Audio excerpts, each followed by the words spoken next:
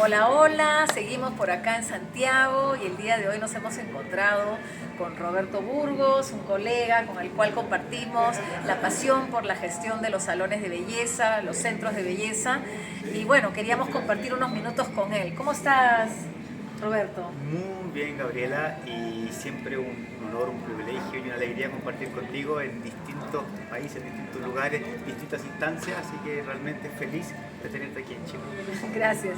Bueno, Roberto nos ha visitado varias veces ya en el Perú, ha compartido, digamos, información sobre la gestión y bueno, estamos en eso, ¿no? Siempre tratando de mejorar lo que es la gestión y la administración de los salones.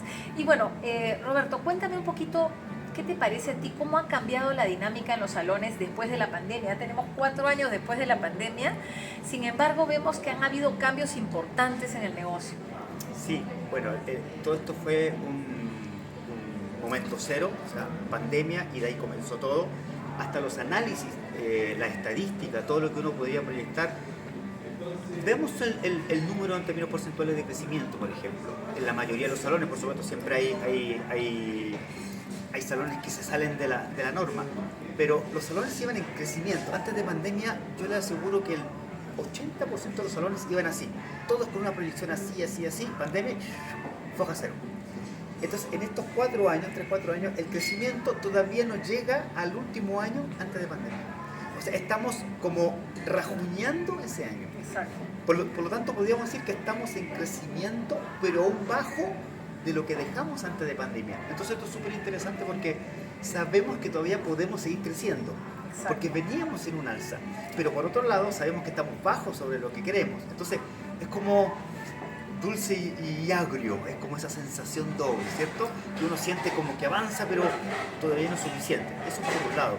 Por otro lado, hablemos del equipo de trabajo.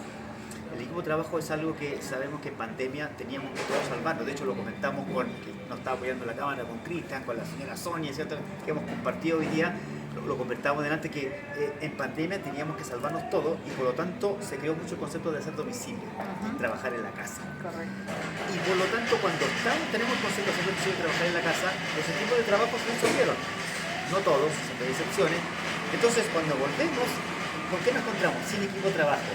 Con las personas, además, no queriendo volver a su antiguo trabajo, sino que manteniendo esa modalidad, porque dicen, esta modalidad la comencé y quiero empezar a crecer. ¿Qué está ocurriendo ahora? Que todavía estamos recién naciendo en esta parte donde los que estaban haciendo domicilio están volviendo a los salones. Muy lentamente, comenzó a fines del año pasado. Se va a ver muy fuerte la vuelta del equipo de trabajo a los salones a fines de este año, recién. Esto está comenzando. ¿Por qué? Porque sabemos que aprender es difícil. Y por lo tanto esas personas que empezaron a emprender haciendo domicilio o estando en su casa, al principio era súper entretenido, súper bueno, pero después empiezan las problemáticas de un emprendedor. Empiezan las problemáticas reales. Incluso es difícil mantenerte. Es difícil cuando vas cayendo, pero también es difícil crecer. Entonces cuando tú tomas la decisión de crecer, te encuentras con otras dificultades. Y si no tienes las herramientas para saber crecer, te vas estancando, te vas frustrando y vas diciendo, esto no es lo mío, y entonces empiezas a buscar nuevamente esa. Por lo tanto, en este momento estamos en una etapa de transición donde es como que pareciera que no viéramos lo que está, pero está sucediendo. Está sucediendo una transición en este momento, donde vamos a llegar en algún momento al punto donde nos dejó la pandemia. Todavía falta. Exacto. Sí, hay muchos salones que se sienten un poco frustrados porque no logran recuperarse. Quizás una de las razones por las cuales no se han recuperado y se dieron cuenta que en la pandemia era importante tener la base de datos de los clientes. Los salones de belleza que no tenían los teléfonos de los clientes se encontraron con las manos atadas porque no tenían cómo comunicarse con el cliente, no tenían cómo venderle productos de forma delivery, entonces perdieron el contacto. Y los salones que sí tenían base de datos fueron los más agresivos y algunos me han comentado que vendieron más que en una situación normal antes de pandemia. Entonces, eso nos deja una gran lección. Teléfono, WhatsApp, email, ¿no? Siempre mantener el vínculo, ese hilo conductor. No podemos dejar ir al cliente sin dejarnos datos. es importantísimo. Y otra cosa que yo también pude ver, a ver si coincidimos, es que ahora hay una mayor preocupación por la salud, ¿no? Hay toda una corriente hacia lo orgánico, hacia lo natural. O sea, hay más conciencia de qué nos estamos poniendo, qué estamos comiendo, qué estamos poniendo sobre nuestra piel, sobre nuestro cuero cabelludo. Y por lo tanto se calcula que en un 10% ha aumentado el consumo de productos orgánicos. No sé si lo has podido palpar acá en Chile. Sí, es una tendencia mundial. Exacto. ¿Cierto? Es una tendencia mundial y que evidentemente empieza la competencia comercial. O sea, una cosa es la tendencia, después viene la competencia comercial de esto.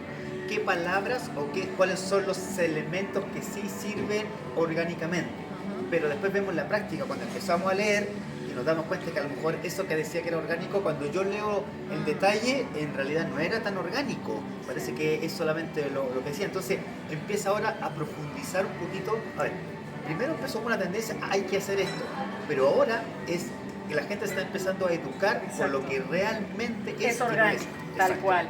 Sí, tengo una compañera que produce unos productos orgánicos en el Perú, muy buenos, y me comentaba sobre la importancia de la certificación. Es decir, un producto orgánico tiene que tener certificación internacional. En este caso ella tiene una certificación europea. Entonces esa empresa te deja constancia y se encarga de que en el proceso se hayan cumplido con todas las medidas, digamos, reglamentarias para declararlo orgánico, porque hoy día muchos productos se dicen orgánicos y no lo son. Entonces requiere una mayor exigencia por parte del profesional, profundizar, educarse, filtrar los productos y cuestionarlos. No se trata de comprarlos porque sí, porque me cae bien el vendedor, o porque vino hasta mi local y me los trajo, o porque dice orgánico en el envase. Tenemos que ser más exigentes a la hora de la compra. No sé, Sí, ¿qué absolutamente. opinas? No, absolutamente.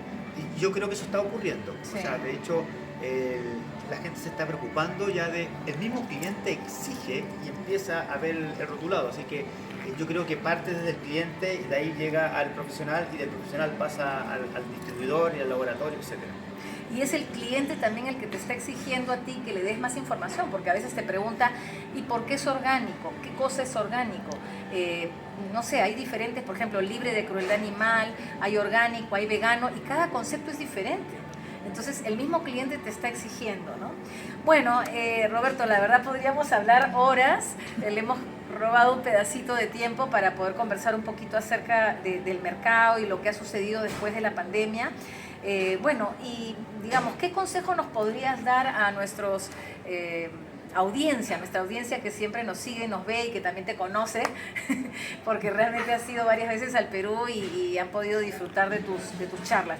Un último consejo que puedas dejarle. Hay una frase muy potente que dice que la crisis es muy potente para quien está preparado. Y como tú mismo lo mencionaste adelante, muchos salones en crisis, en una pandemia mundial, sin barcos a nivel mundial, sin aviones a nivel mundial, sin mercadería a nivel mundial, sin poder salir, tenían que salir a trabajar escondidos, nunca se ha visto eso en la vida. O sea, aún así hubo salones que ganaron mucho más dinero que antes de pandemia. Y la clave es porque estaban preparados. Entonces, ¿cuál es la respuesta? Hay que capacitarse. Sí. Hay que capacitarse. Eso por un lado, y también el poder de adaptación, ¿no?, a las nuevas circunstancias. Yo siempre digo, no es el pez grande el que se come al pez pequeño, es el pez rápido el que le gana al pez lento. Entonces tenemos que ser rápidos en nuestros movimientos, y si la situación y nuestro entorno cambia, nosotros tenemos que cambiar con la misma velocidad, ¿no? Creo que eso es clave para el éxito. Absolutamente. Muchísimas gracias, Roberto, y bueno, esperamos verlo pronto en Perú, quizás para la feria que tenemos en julio, quizás para alguna otra charla, bueno, en alguna parte del mundo nos encontraremos nuevamente. Así es. Gracias. Un abrazo. Nos vemos Bravo. pronto. Bravo.